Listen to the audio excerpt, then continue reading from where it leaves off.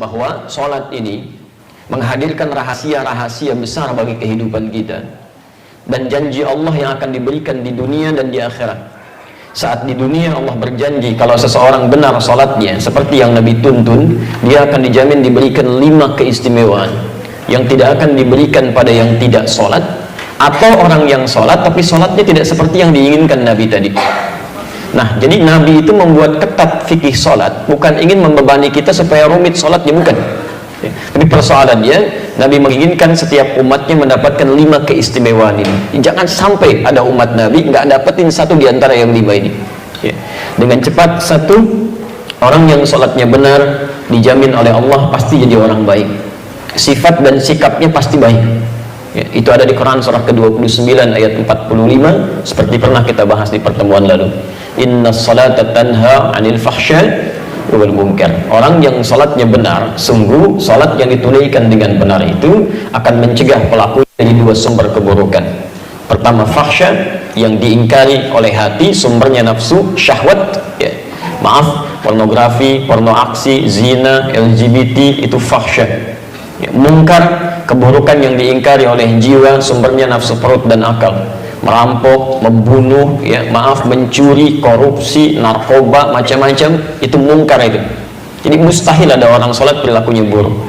Nabi menginginkan setiap orang sholat harus jadi orang baik.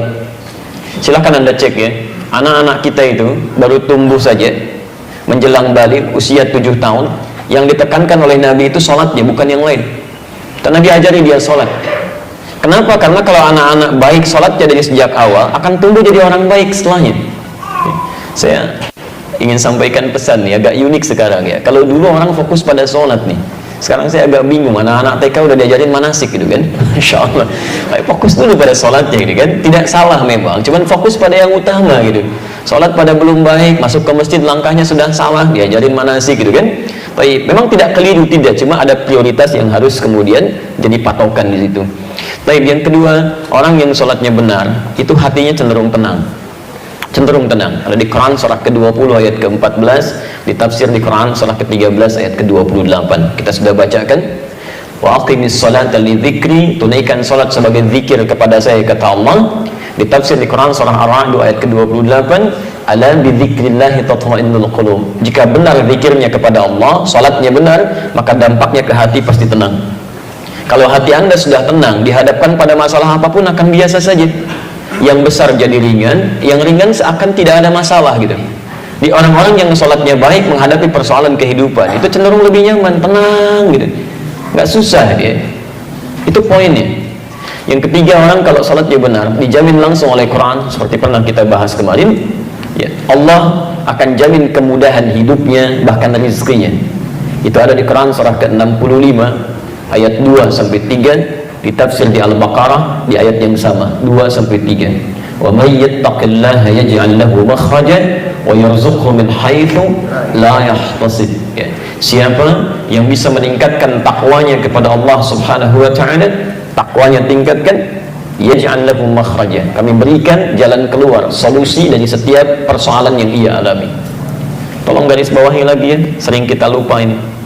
Rumus menyelesaikan masalah itu mudah menurut Quran. Anda tingkatkan takwa, masalah Allah selesaikan.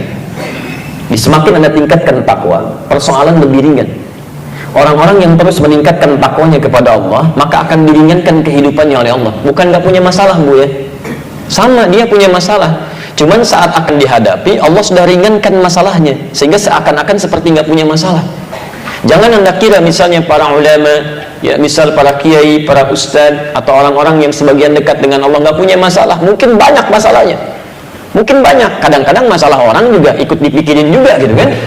Silakan Anda cek. Apa Anda pikir pulang pengajian ustadz selesai? Tidak. SMS kadang penuh lagi, kadang ada yang nanya via email lagi. Ya, diri sendirinya mungkin nggak punya masalah, masalah orang ikut dipikirin. Ya. Nah, tapi alhamdulillah ya, beberapa keadaan dibuat ringan. Ya, bukan nggak punya masalah, tapi diberikan keringanan ya dengan beberapa hal yang Allah kemudian berikan aturannya. Dan Anda tidak harus menjadi ustadz atau ulama untuk mendapatkan ketakwaan kepada Allah. Abu Bakar seorang pebisnis, ya. Uthman seorang pebisnis, Umar bin Khattab seorang birokrat. Ketika dekat dengan Allah, ringan masalah kehidupannya. Nah, bagaimana cara meningkatkan takwa? Kalimat takwa disebutkan 115 kali dalam Al-Quran. Kalimat pertamanya bersanding dengan sholat di Al-Baqarah ayat 2-3. Dzalikal kitabu la raiba fihi hudan lil muttaqin. Siapa muttaqin ini? Ayat 3-nya. Alladzina yu'minuna bil ghaib wa yuqimunas shalah, yang menyempurnakan sholat. Jadi kalau Anda punya persoalan dalam kehidupan, padahal sholat tiap hari 5 waktu plus sunnahnya belum selesai juga, maaf, bukan karena sholatnya, mungkin cara kita menunaikannya yang belum sempurna. Karena bahasa Qurannya menyempurnakan sholat, bukan cuma asal sholat. Baik, yang keempat, orang yang sholatnya benar dijamin langsung oleh Al-Quran, setiap doa yang ia mohonkan kepada Allah itu akan disegerakan untuk dijawab. Disegerakan untuk dijawab. Masya Allah, ya. Itu sudah kita contohkan di bulan lalu. Bahkan contoh yang sangat luar biasa, yang kata manusia nggak mungkin terjadi, kata Allah tidak ada yang mustahil. Itu contoh di Quran surah ketiga Ali Imran ayat 38-39, posisi paling kanan sebelah atas di pojok, ya, yang sudah berumah tangga puluhan tahun, sudah sepuh, rambutnya sudah memutih, fisiknya sudah letih, istrinya maaf divonis menopause dan mandul, kata dokter nggak mungkin nih, ya, ada keturunan. Tapi apa yang terjadi? Teruskan aja, ya. Antum kan sudah sholat, tenang aja deh. Baik. Urusan lampu padam nyala, urusan kita ta'lim. Baik.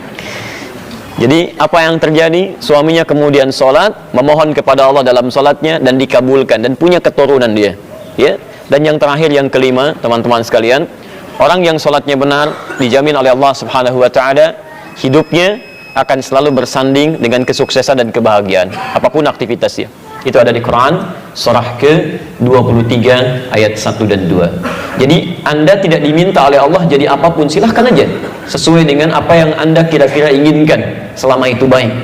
Yang penting kaidah Qurannya soleh, ya, menjaga aturan Allah, dekat dengan Allah. Quran surah ke-7 ayat 189. Anda mau jadi pebisnis, silahkan, pebisnis yang soleh. Anda jadi diplomat, silahkan, diplomat yang soleh. Anda mau jadi tentara, polisi, silahkan, tentara polisi yang soleh. Ya, Anda mau jadi apapun silahkan, sepanjang Allah ridha, itu saleh. Nah, dijamin oleh Quran, jika benar salat Anda khusyuk ditunaikan, maka semua profesi Anda akan dibimbing oleh Allah mencapai puncak kesuksesan terbaik dan bahagia hidupnya. Ya, dalilnya Quran surah ke-23 ayat 1 dan 2. Qad aflahal mu'minun. Orang yang imannya benar pasti akan mencapai kesuksesan dan kebahagiaan dalam setiap aktivitas hidupnya. Apa ciri pertamanya? Ayat 2-nya. Alladzina hum fi salatihim khashi'un.